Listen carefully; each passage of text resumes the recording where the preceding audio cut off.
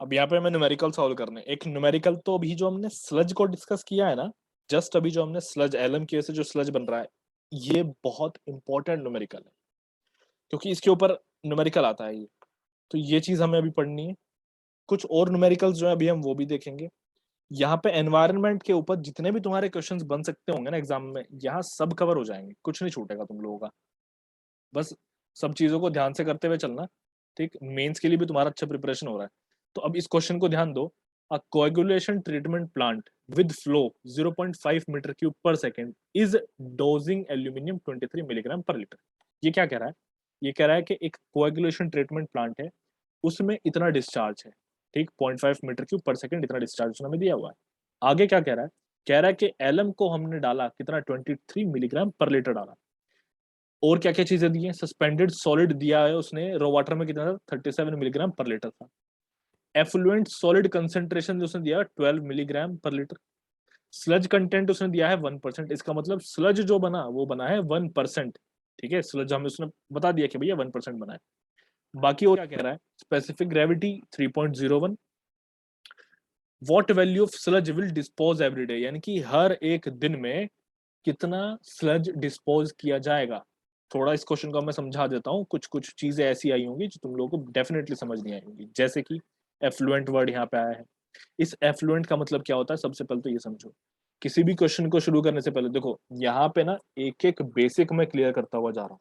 तो अब मैं फिर ये एक्सपेक्ट नहीं करूंगा कि बाद में तुम लोगों को किसी भी तरह कोई डाउट आए। अब क्या होता है, मान लो मेरे पास ये टैंक मैंने कुछ बनाया, यहाँ पे कोई भी प्रोसेस चल रहा है, यहाँ पे कोई भी प्रोसेस चल रहा है, यहाँ पे कोई भी प्रोसेस हो रहा है। अब होता क्या है कि यहाँ से आता है, जब कुछ भी पानी आता है, इनपुट आता है, यहाँ पे लिखो इनपुट। तो ये जो इनपुट होता है, इस इनपुट को ही हम इन्फ्लुएंट कहते हैं। जब वो अगर हमारा लिक्विड फॉर्म में है ना, तो वो इन्फ्लुएंट कहलाता है। ठीक, और ऐसे ही जब यहाँ से वो बाहर जाएगा, जो आउटपुट बाहर जाएगा उसको हम कहते हैं एफ्लुएंट। लिक्विड है तो एफ्लुएंट कहलाता है। ठीक, ये हमारा आउटपुट है। ठीक, तो एफ्लुएंट है यहाँ पे, यानी कि जो बाहर गया ट्रीट होने के बाद वो 12 मिलीग्राम पर लीटर था। उसके अंदर अभी भी सॉलिड की मात्रा कितनी थी? 12 मिलीग्राम पर लीटर। पहले कितनी थी? 37 मिलीग्राम पर लीटर। ट्रीटमेंट होने के बाद समझ में आया कितना कम हुआ? ट्रीटमेंट होने के बाद में हम कितने हो चुके हैं? 37 - 12, यानी कि 25 मिलीग्राम पर लीटर जो है हमने ट्रीट कर लिया था सॉलिड्स को, अपने सस्पेंडेड सॉलिड्स को। पहली चीज ही। चलो अब देखो नेक्स्ट।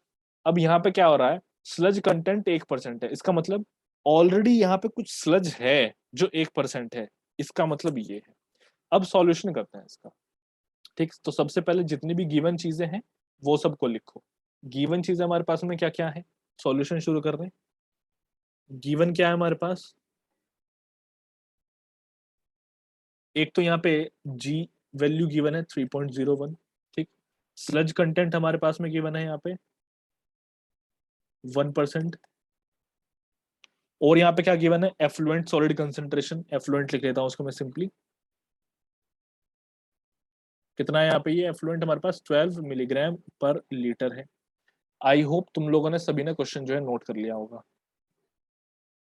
नेक्स्ट हमारे पास में अब यहाँ पे और क्या वैल्यू होगी? एफ्लुएंट हो गया हमारा। एफ्लुएंट के बाद में हमारे पास में रो वाटर के जो सस्पेंडेड सॉलिड्स हैं, याद रखना ये सस्पेंडेड सॉलिड है एफ्लुएंट का। एसएस कर दिया मैंने, रो वाटर सस्पेंडेड सॉलिड।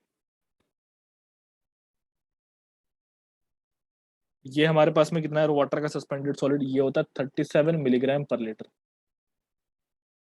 ठीक, अब और क्या बचा है? एलएम का डोज जो हमें दिया हुआ है। एलएम हमने यहाँ पे कितना लिया है? एलएम डोज वो है 23 मिलीग्राम पर लीटर।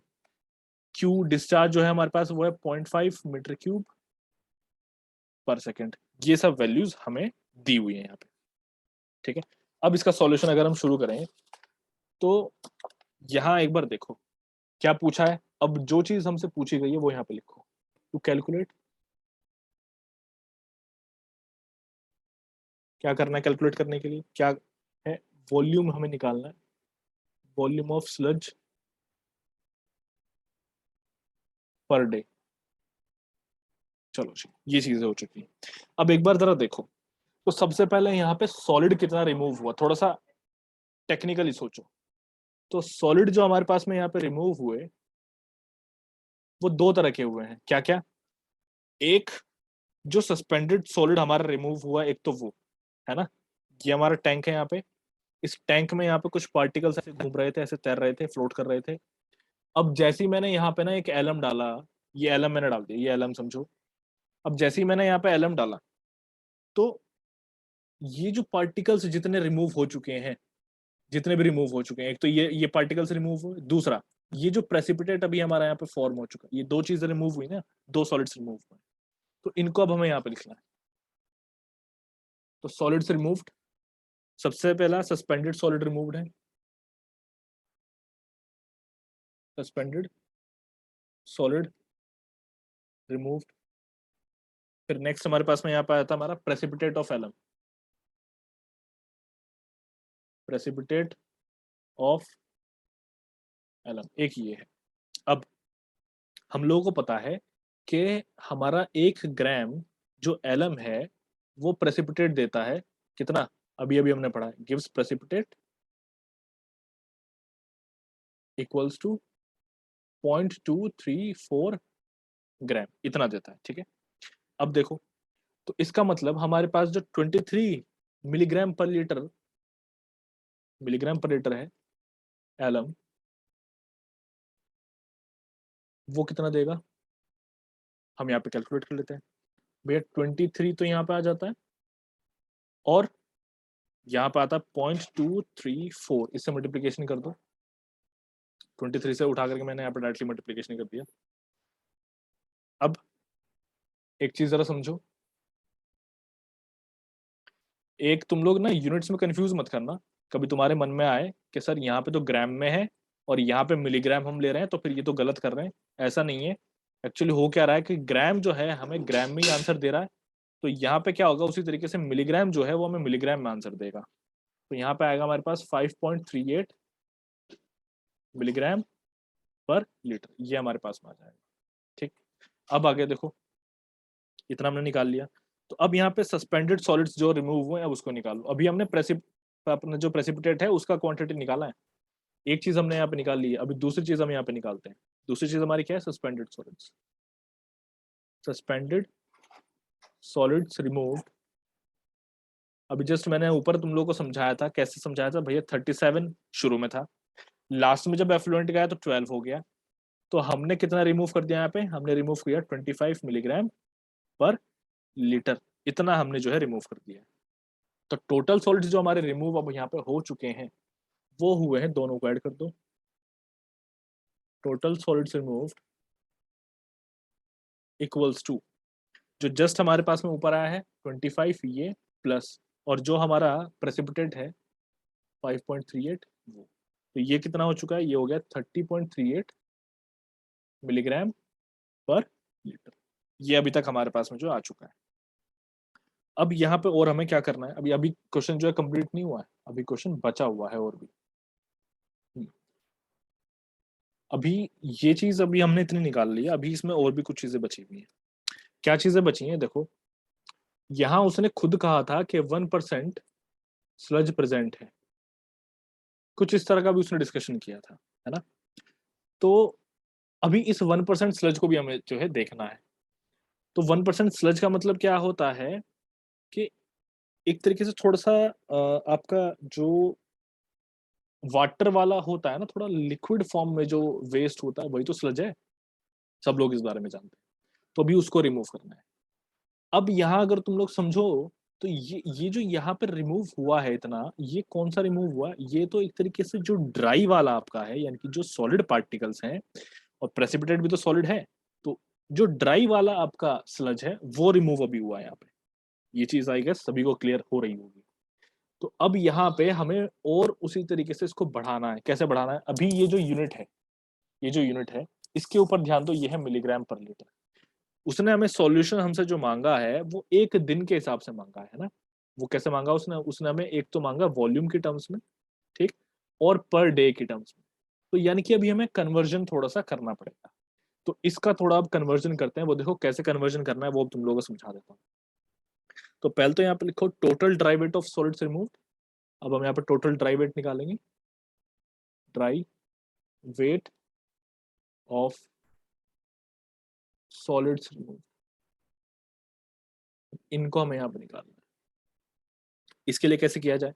तो सबसे पहले जो आपका मिलीग्राम पर लीटर है एक तो उसको लेकर के आओ, जो भी अभी आपने सॉल्व किया है ये आ गया यहाँ पे milligram per litre.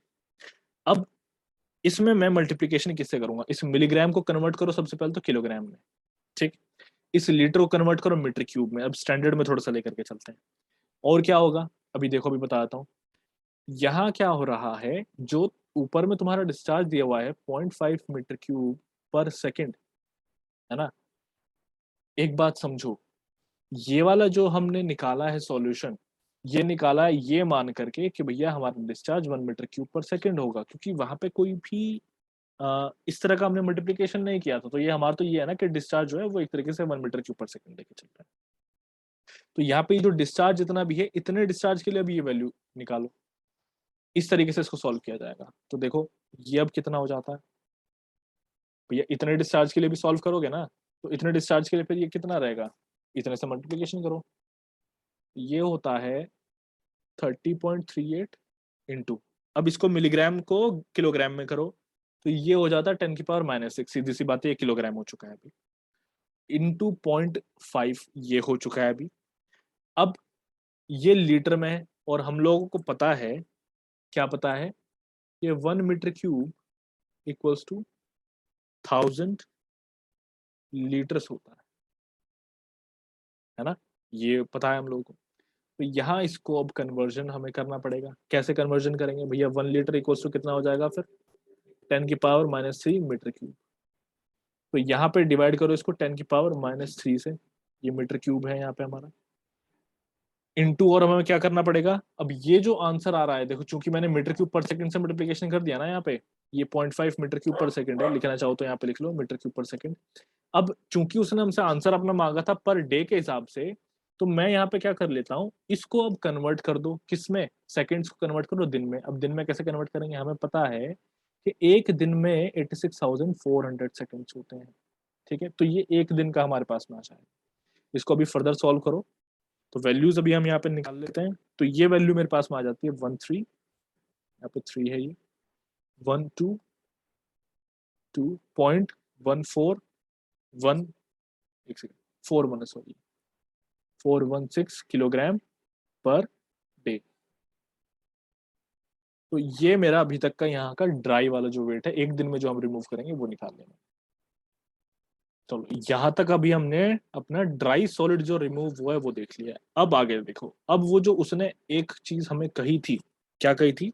Sludge content equals to 1%। अब उस पर आ जाओ, उसको समझो भी। स्लज कंटेंट, एक सेकेंड, यहाँ पे हमारा स्लज कंटेंट इक्वल्स टू 1%, ये चीज अब ये हमें निकालना है। अभी देखो, मैंने अभी थोड़ी देर पहले ही तुम लोगों को समझाया था कि स्लज कंटेंट का मतलब होता है स्लज, थोड़ा सा लिक्विड फॉर्म वाला है ये। तो इस 1% का मतलब होता है, ये नोट करके लिख लेना, ये तुम्हारे आगे बहुत काम आएंगे। 1% मीन्स, 1% का मतलब होता है कि 1 किलोग्राम आपका सॉलिड है। 1 किलोग्राम क्या है आपका? सॉलिड, ठीक। और 99 किलोग्राम आपका वाटर है, ठीक। इसका मतलब ये होता है 99 किलोग्राम क्या है? वाटर है। अभी जो चीज मैंने यहाँ पे बताई है, इसको भी मैं और कन्वर्ट करूंगा इन टर्म्स ऑफ वॉल्यूम। अभी यहाँ पे वेट के टर्म्स में है ये। तो 1% मेरा क्या है? 1 किलोग्राम यहाँ पे सॉलिड होगा, बाकी 99 किलोग्राम मेरा वाटर होगा। अब एक चीज समझो यहाँ पे, अभी जो मेरा ड्राई वाला आया है, ड्राई सॉलिड्स कितने आए हैं मेरे, कितने किलोग्राम आए हैं वो देखो, वो आए हैं 1312.416 किलोग्राम, ठीक। अब इतने किलोग्राम सॉलिड्स के लिए मेरे पास में कितना वेट आ जाएगा वाटर का? तो 99 इंटू 1312.416 किलोग्राम वाटर आ जाएगा। तो जब हम इसको यहाँ पे सॉल्व करेंगे तो ये मेरे पास में आ जाता है 129929 किलोग्राम ऑफ वाटर, ये आ जाएगा। अब यहाँ पे तो भैया ये डाउट आ जाएगा कि ये तो वाटर हमारा किलोग्राम में है, लेकिन हमें तो उसमें चाहिए ना, वॉल्यूम चाहिए हमें, तो कैसे निकालेंगे इसको? देखो इसका सिंपल एकदम तरीका है। सिंपल तरीका ये है कि हमें डेंसिटी पता है वाटर की कितनी होती है, density of water equals to 1 metre cube equals to 1000 kilogram, यही तो होती है। तो इस डेंसिटी ऑफ वाटर का हम यहाँ पे यूज करेंगे। We know density of water 1 metre cube equals to 1000 kilogram. तो यहाँ पे इसको 1000 से डिवाइड करो,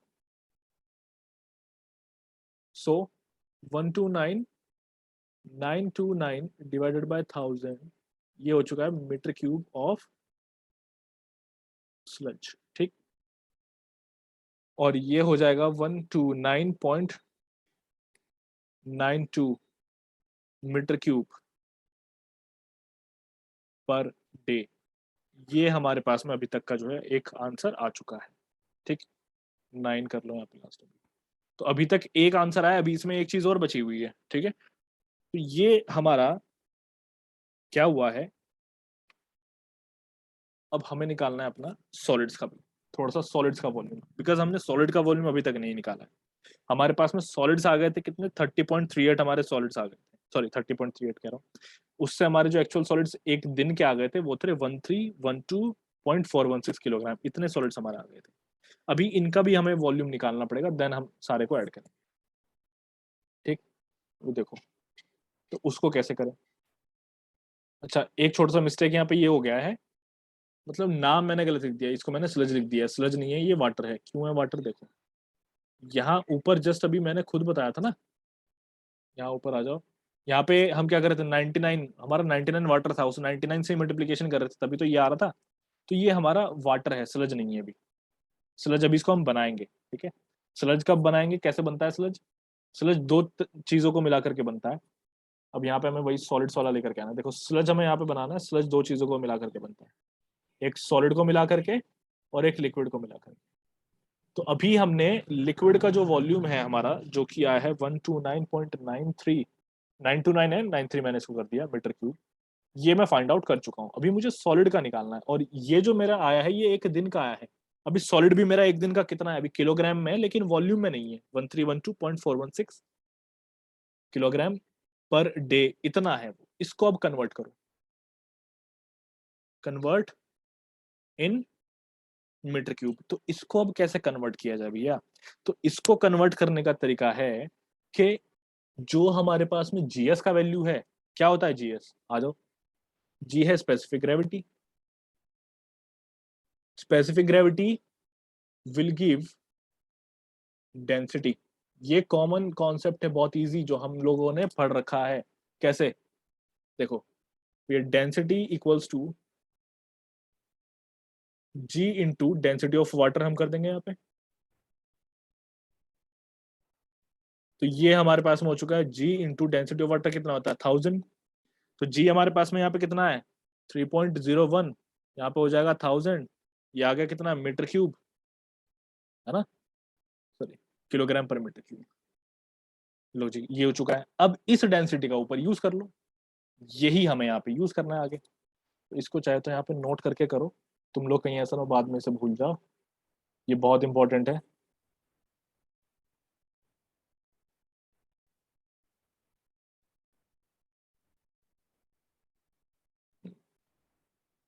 चलो, इंपॉर्टेंट है। चलो, तो ये चीज हो चुकी है। अब मैं यहाँ पे क्या करूंगा, जैसे मैंने ऊपर किया था, सो यहाँ पे क्या हो रहा है,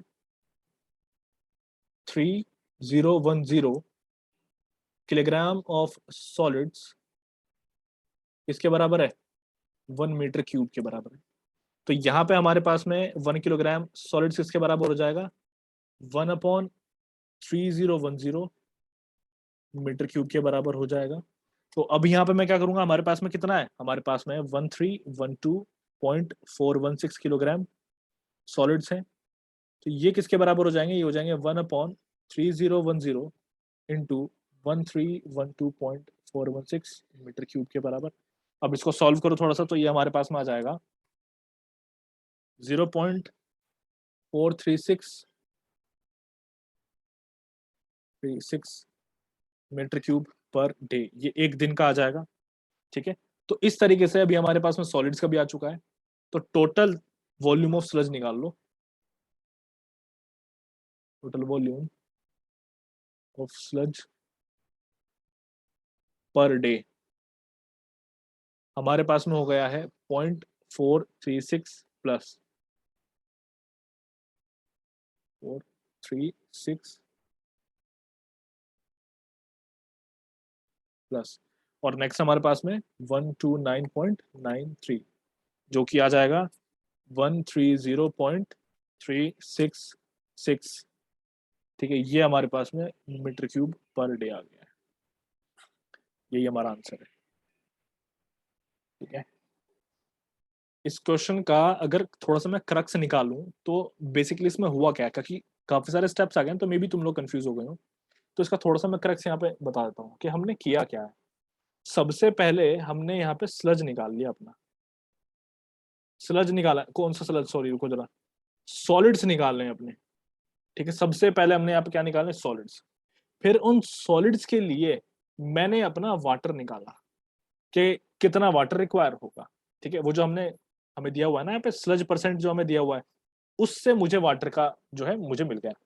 सॉलिड्स निकालना बड़ा ही आसान था, सॉलिड्स को भी मैंने यहाँ पे दो तरीके से निकाला। कैसे कैसे निकाला, एक तो सॉलिड्स रिमूव जो हुए वो, दूसरा यहाँ पे मेरा था, इसको दो पार्ट्स में कर लो, एक तो ये था और दूसरा वाला जो मेरा था वो था प्रेसिपिटेट पीपीटी। तो इस तरीके से मेरे ये आ गए थे। तो फिर मैंने अब लास्ट में क्या किया, लास्ट में मैंने टोटली दोनों को वॉल्यूम जो होगा वो ऐड कर दिया, volume of solid plus water, ये मैंने ऐड कर दिया पर डे, बस मुझे आंसर आ गया। इतना आसान था ये, लेकिन थोड़ा सा कैलकुलेशन ज्यादा हुए, स्टेप्स थोड़े से ज्यादा लगे, तो इस वजह से मे भी तुम्हें डिफिकल्टी लग रहा होगा, लेकिन ये आसान है।